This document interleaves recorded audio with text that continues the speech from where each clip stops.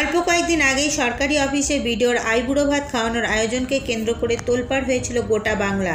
আর সেই রেশ কাটতে না কাটতেই এবার বুদবুদের চাকতেতল পঞ্চায়েত অফিসে কাজের সময় পঞ্চায়েতের সেক্রেটারির জন্মদিন পালন।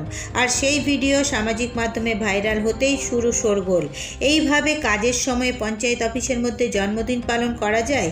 ঘটনাটিকে নিয়ে শাসক দলের সমালোচনায় সরব বিরোধীরা। তবে পঞ্চায়েত প্রধানের সাফাই, এর মধ্যে অন্যায়ের কিছু নেই, তবে তিনি থাকলে এই কাজ করতে দিতেন না।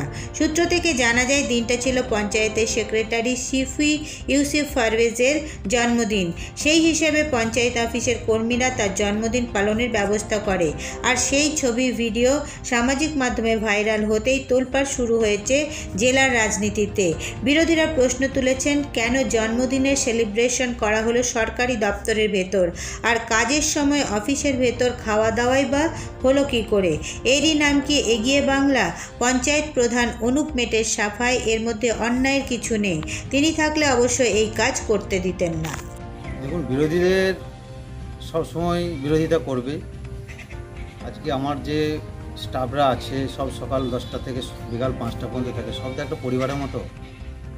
এবারে আমার স্টাফরা ওটা আমাকে না জানিয়েই করেছে। আমাকে যদি জানাতো যে সেলিব্রিটি পালন করব বা জন্মদিন পালন করব, তাহলে আমি আশা করি করতে দিতাম না। বিরোধীরা যে অভিযোগটা দিচ্ছে যে একটা সরকারি অফিসে সেলিব্রিটি করছে, ওরা তো একটা পরিবারের মতো। আমরা সবাই মিলে একসঙ্গে কাজকর্ম করি, আরও তার সময় হয় না সেলিব্রিটি পালন করার। জন্মদিন নিজেদের মধ্যে করেছে, ওটা বিরোধীরা বলবেই, এগিয়ে বাংলা বলবেই। আমাদের এগিয়ে বাংলা আছে, মমতা ব্যানার্জি সরকার আছে, উন্নয়ন হচ্ছে, বাংলা এগিয়ে আছে। এই অভিযোগটা ভিত্তিহীন বলতে, দেখুন আমাদের স্টাফরা সব তো একটা পরিবারের মতো। এবার নিজেরা যদি একটা জন্মদিন পালন করে, এটা তো ভিত্তিহীন ছাড়া আর কি আছে? এর আগে আমরা বর্ধমান 1 নম্বর ব্লকের বিডিওর আইবুড়ো ভাত আর অফিসের মধ্যে সরকারি কার্যালয়ের মধ্যে করতে দেখেছি।